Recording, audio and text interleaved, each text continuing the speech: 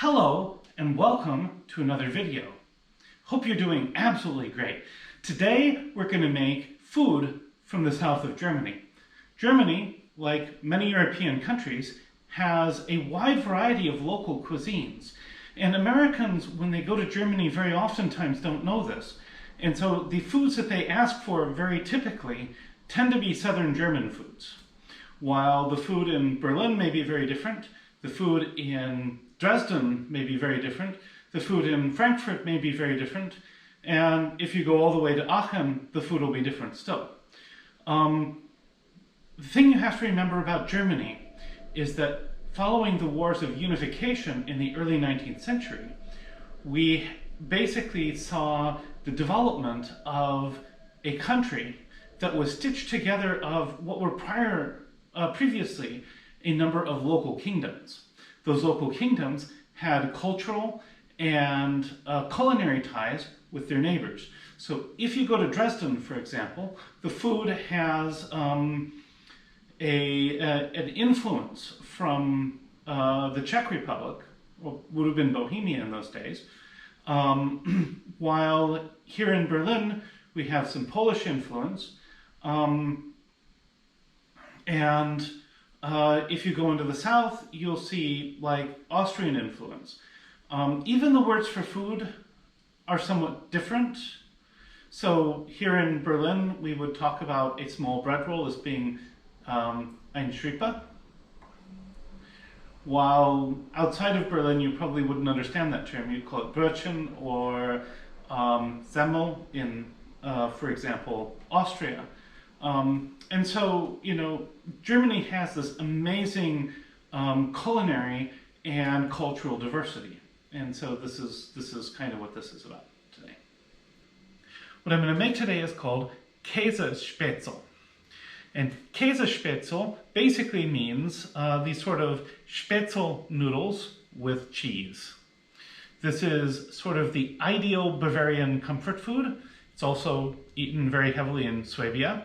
So Swabia, Bavaria, those areas have a lot of cultural ties. You'll see similar foods in both places, and Käsespätzle is one food they have in common.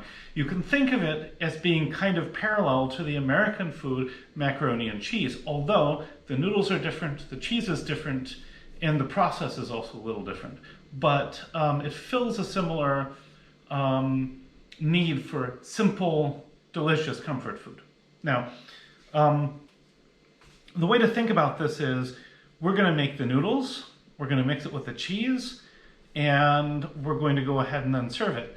And we're going to top it with some other things. So I have 300 grams of flour, 3 medium eggs, a little bit of water in case I need it, unspecified amount, you'll figure that out through practice. I'm going to use 1/4 teaspoon to 1/2 teaspoon of salt. I have about 150 grams of emmentaller cheese. It's important to use emmentaller in this dish, otherwise it won't be sort of the authentic German Käsespätzle. I'll have a little bit of butter that we'll use to fry onions that we'll top this with. When I get time for garnishes, I'll cover a few different options there. Obviously, German food doesn't tend to be very colorful, and this is no exception. So, we're going to go ahead, and get started. This will be easy. Now, the first thing we're going to do is we are going to sift our flour. Now, if you're in the US, you can use a flour sifter.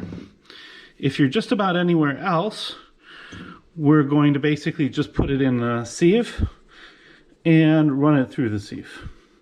And what this does is this aerates the flour, and that'll become important as we start mixing in the eggs and stuff. And I've sifted it around the outside of the bowl, so I have a well in the middle. That's very important. Next, I'm going to add my salt.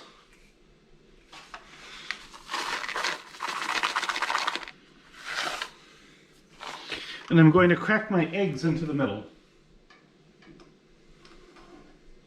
So in come 3 eggs.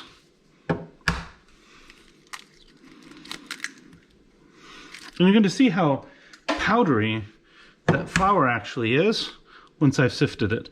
And I'm using a type 405 flour that's similar to an American all-purpose flour, but they're not identical. So you may have to adjust things just a little bit. So next I'm going to take a knife and I'm going to beat this, or you can use a fork or a spoon. I'm going to beat this dough for a little bit. So I decided to use a spoon. And basically I'm just going to beat everything together, and it is going to form a soft but thick and somewhat dry dough. And then I'm going to moisten that with a little bit of water as needed. Yeah, see, look, this is a bit too dry. Hence the water.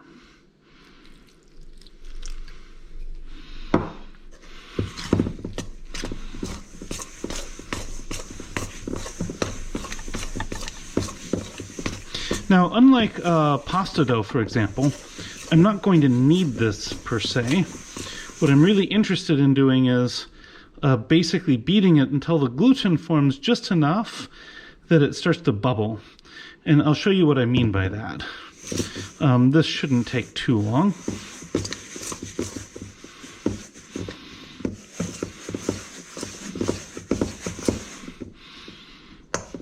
You can see kind of what the beginnings of bubbling here, but it needs to go a little bit further.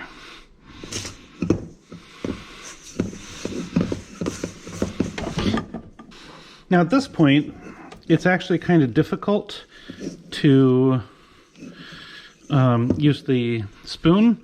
So I'm actually going to go ahead and use my fingers, and I'm going to go ahead and, rather than a kneading motion, I'm going to kind of pretend my fingers are a dough hook and scoop it around.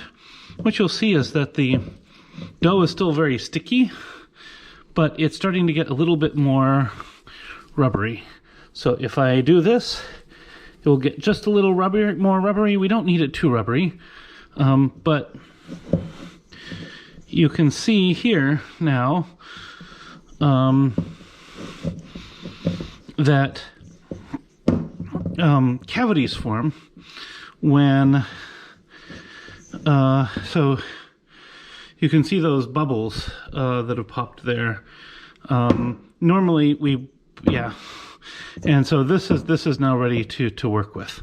Now there are a few different ways that we can in fact work with this dough. We can make it more firm and we can work it on a board, or we can just basically shave off little pieces. I'll cover both of those. Or we can run it through a noodle press, which is what I'm used to doing, but that's a real pain to clean it. So I have dusted this with just a little bit of flour and worked it in a little bit, just to make it just a hair less sticky. If you work with a press and it's too sticky, it will stick together on the other side. You'll probably get to see that because this is still a little bit on the sticky side, but it shouldn't be too bad. I've decided not to show you the board technique because frankly I'm not very good at it. But I will kind of quickly discuss the shaving technique and the the pressing technique. So we have two balls here. I will run one of them through a Spätzle press, and the other one I will lightly flour, and I'll put on a cutting board, and I'll basically just start shaving off pieces from the outside. But first we have to have our water boil, and then we'll be back.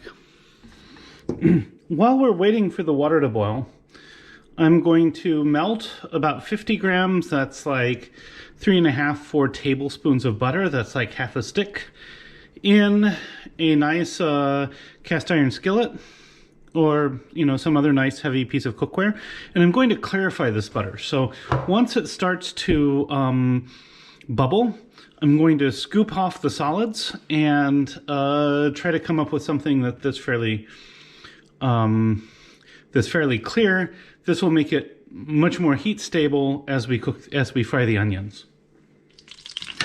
Okay, so now that the butter is really hot, I can basically scrape the butter solids off to the side and scoop them out with a spoon. Now this is a good reason not to use a non-stick pan for this, because metal spoons just work better.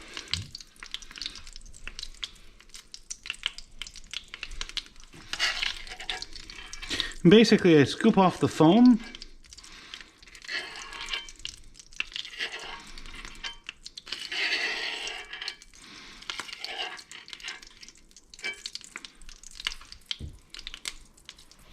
This is called in German Butterschmalz, which basically means rendered butter, rendered fat from butter.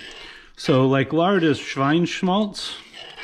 Of course, what folks are used to calling schmaltz in Yiddish cooking is called Hähnchenschmalz, which means chicken fat or rendered chicken fat.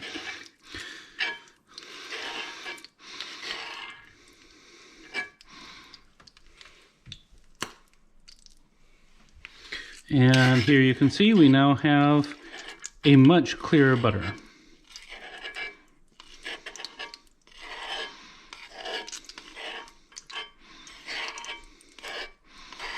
So then I've sliced the onion into rings. And basically I will go ahead and lay it out in 1 second once I just finish this process. I don't have to get all of the foam off, but the more I can get off, the better. I think that's probably good enough.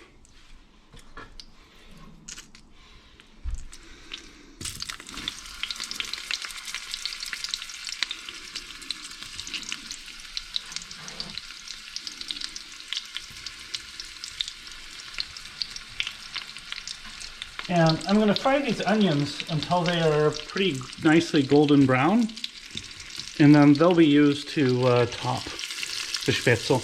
And you could probably use a little less onions than this, or a little more, depending upon what you like. I would say aim for maybe 50 grams of onions per person. And I will go ahead and just keep cooking these, and I'll show you when they're done. So we're shooting for a nice golden brown on the onions. These are not going to be caramelized by any means. They will be brown, and I may turn the heat down and try to crisp some of them up. I haven't really decided yet. This is maybe a little more onions than I need, but that's all right. These are really good on many other dishes. We can see that they're starting to become nicely brown, and in just a couple moments I will take them out.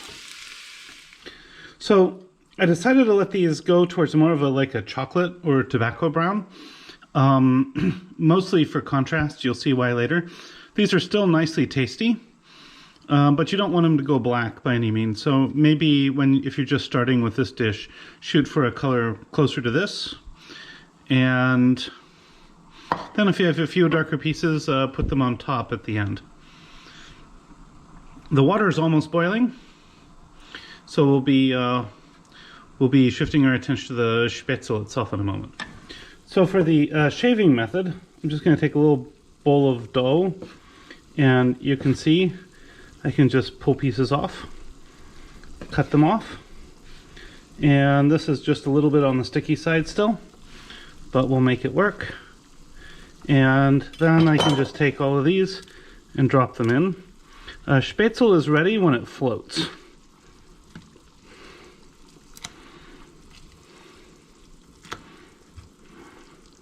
I would recommend, if you do this method, that you go ahead and flour your board first, but you don't have to, as long as you're pretty good at separating things out.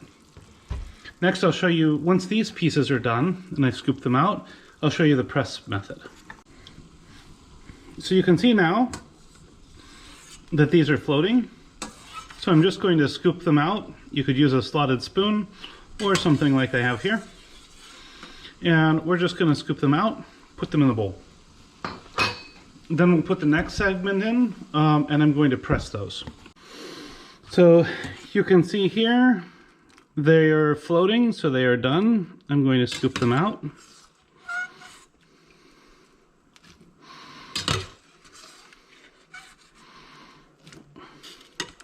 Once all of these are out, I'm going to stir in the cheese.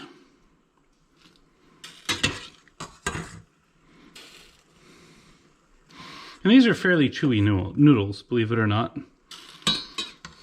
You'd probably expect that from the size.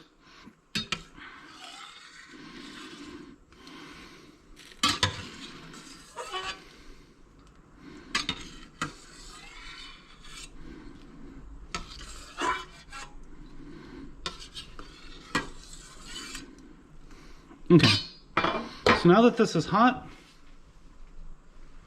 I'm going to take my cheese, I'm going to put it on the top, and then I'm going to start stirring it in.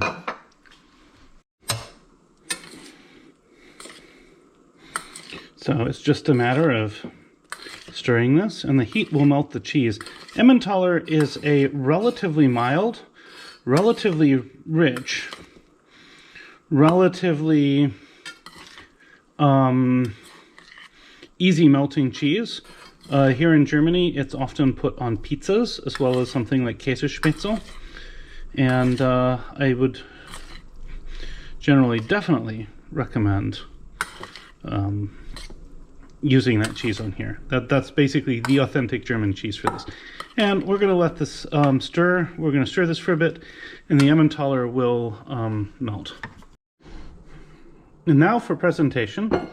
Basically what I'm going to do is I'm going to scoop some of the cheesy Spätzle stuff. And if I wanted to, I could have also done this with layers of cheese in Spätzle. And I'm going to just add onions as I do this. And I'm going to go ahead and mound it up. And I'm pretty hungry right now, so I'm going to eat this whole thing, but probably in most cases this is enough for 2 people. Top it off with more onions.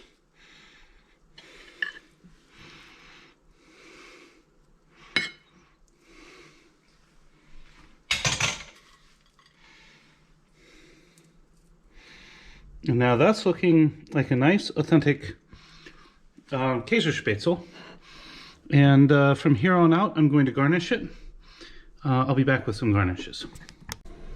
And so for garnish, I've taken a few small carrot pieces, and I'm going to go ahead and just kind of lay them out around the outside of the plate. Remember that German food isn't very colorful, and if you just try to you know, add a bunch of things to the top, it's going to look kind of very un-German.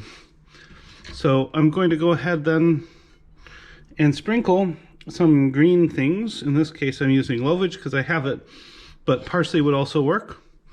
Around the outside of the plate and just a little bit on top. And here we have our plate of Käsespätzle. Next up will be the taste test. And now for the taste test.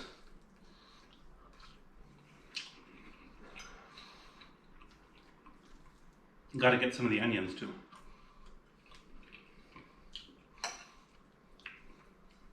This is really good. This is going to be quite a meal, probably a very large one. But noodles are nice and chewy. The cheese is really good. I have absolutely no I have absolutely no complaints about this. This is delicious.